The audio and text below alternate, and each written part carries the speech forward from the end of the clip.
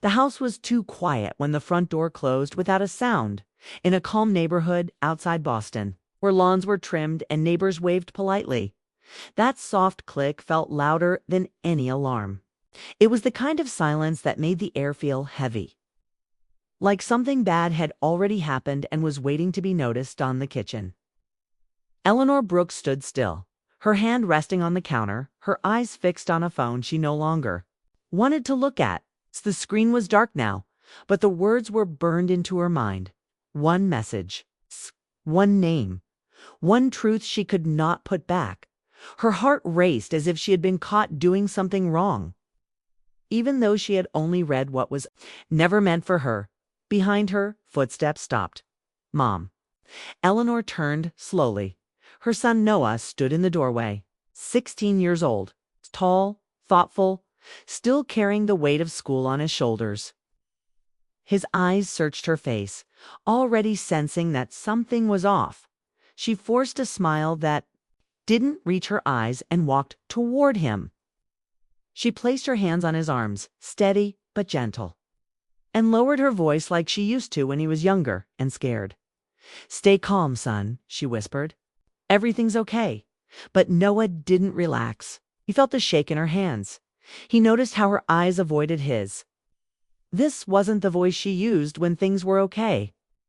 This was the voice she used when she was trying not to fall apart before. He could ask another question. The sound of a car door echoed outside. Eleanor froze again. Across town, Michael Brooks sat in his car in the driveway, staring at the front door. He had been there longer than he planned. The engine was off, the keys still in his hand. He knew once he stepped inside, there would be no going back to pretending. Michael was a man who believed in structure. Early mornings, long workdays, providing.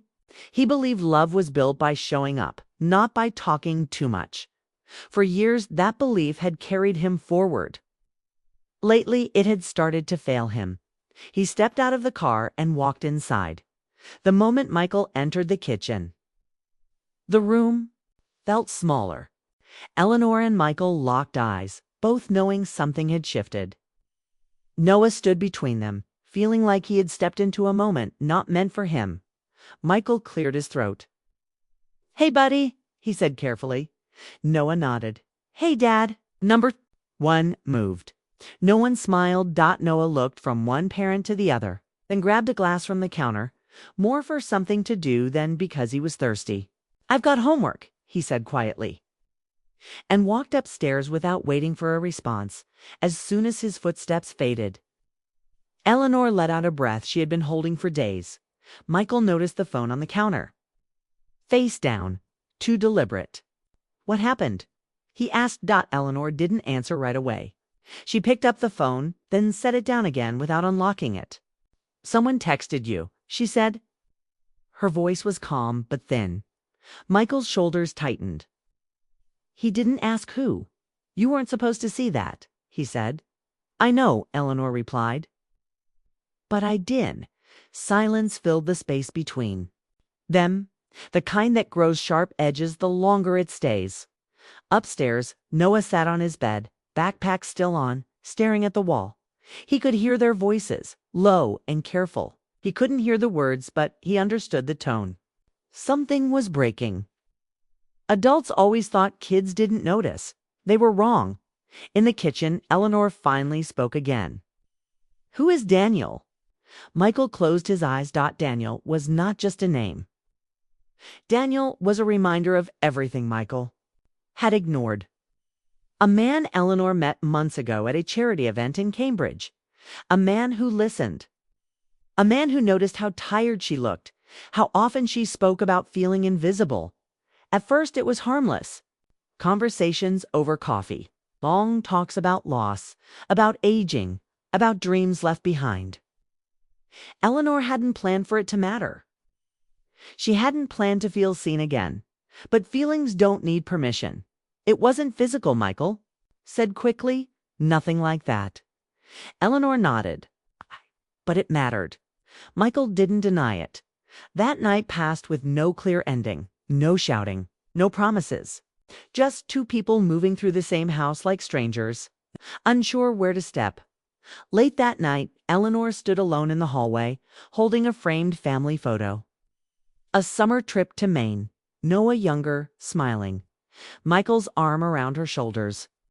She remembered that day clearly. She remembered thinking, this is enough. Her phone buzzed softly. Daniel, I'm worried you didn't reply. Is everything okay? Eleanor stared at the screen. She typed a response, deleted it. Typed again, deleted it again.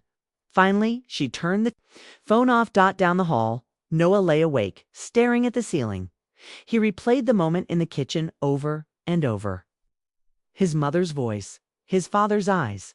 He had never seen them like that. It scared him more than yelling ever could. The next morning came too soon. Breakfast was quiet, the kind of quiet that makes normal sounds feel wrong. A spoon against a bowl, a chair moving back. Eleanor packed Noah's lunch without speaking. Michael watched, wanting to say something that would fix it all, knowing nothing could. Noah finally broke the silence. Are we okay? He asked. Eleanor looked at him, really looked at him. She saw how much he understood already. We're trying, she said, honestly. Michael nodded. We love you, he added. Noah accepted that answer, even though it didn't answer much. After Noah left for school, Eleanor sat alone at the table. Her phone buzzed again. She knew it was Daniel before she looked. Can we talk? Once. She closed her eyes. Part of her wanted to run. Part of her wanted closure. And part of her knew this was where things could turn into something she couldn't control. She replied, we need to talk. But not like before. That afternoon, Eleanor stood by the window watching the street outside. Everything looked the same. Same houses, same cars, same quiet life. But inside her, nothing was stable. Michael came home early that day. I don't want to lose this, he said simply. Eleanor didn't answer right away. She didn't know what this meant anymore. As evening approached, Eleanor prepared dinner on autopilot. She felt like she was moving through someone else's life. When Noah came home, she smiled for him. When Michael spoke, she listened. But her mind was already somewhere else. Across the city, Daniel sat on a bench near the Charles River, waiting.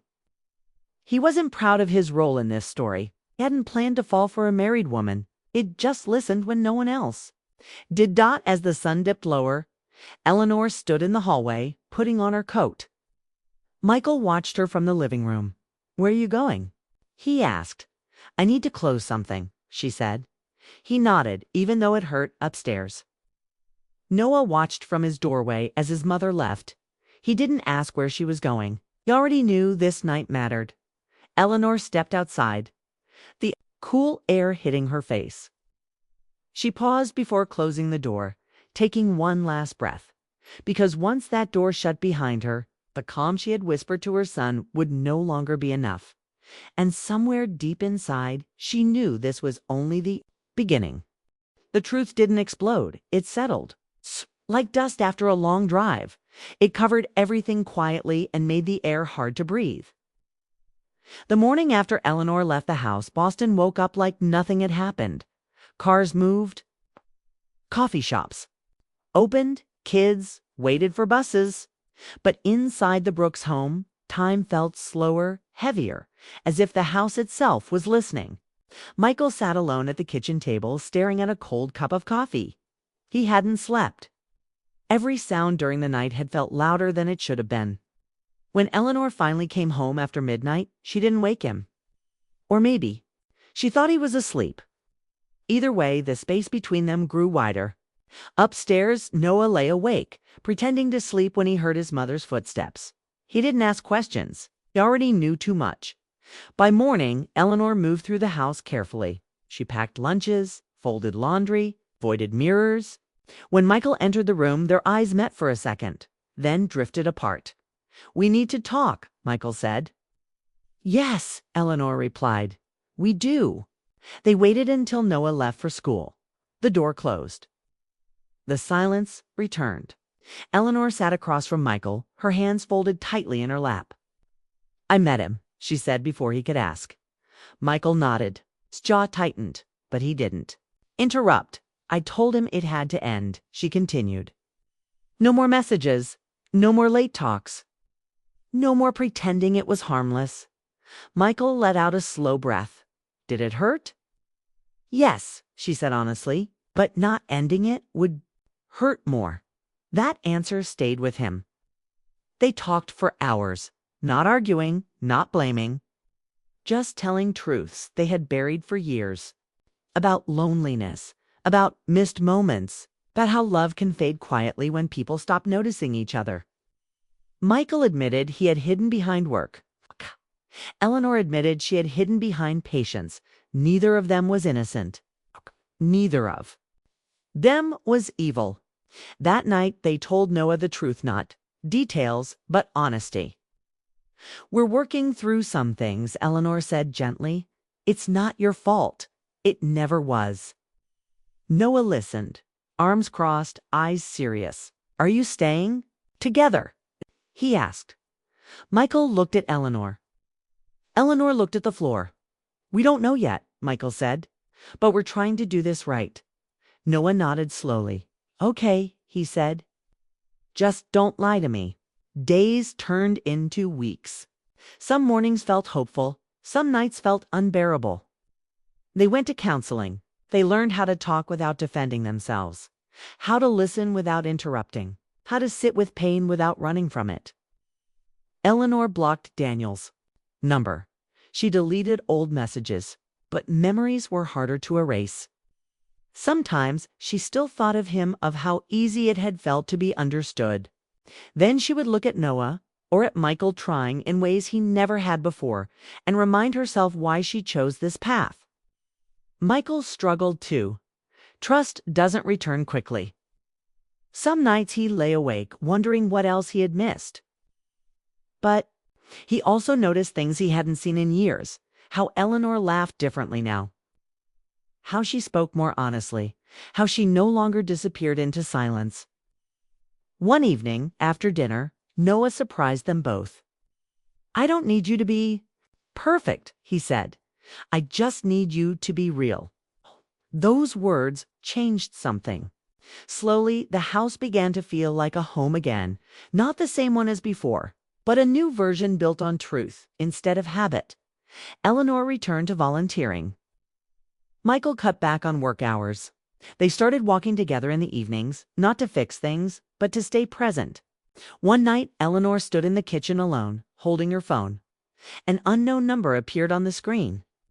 She knew who it was. She let it ring. Upstairs, Noah studied for a test, unaware that a small but powerful choice was being made downstairs. Eleanor placed the phone face down and walked outside, joining Michael on the porch. The air was cool, the street quiet. I'm here, she said. Michael nodded. That was enough. Months later, on a clear fall afternoon, the three of them drove north toward Maine. Same beach as the old photo. Different people, older, wiser, more careful with each other. As they stood by the water, Eleanor watched Noah laugh, watched Michael smile without forcing it, and felt something she hadn't felt in a long time. Peace. She thought back to the moment she had whispered, "Stay calm, son," while her world was falling apart. She understood now that calm isn't something you fake, something you rebuild slowly, honestly, and together. The past would always exist, but it no longer controlled them. And sometimes that is the truest kind of love story.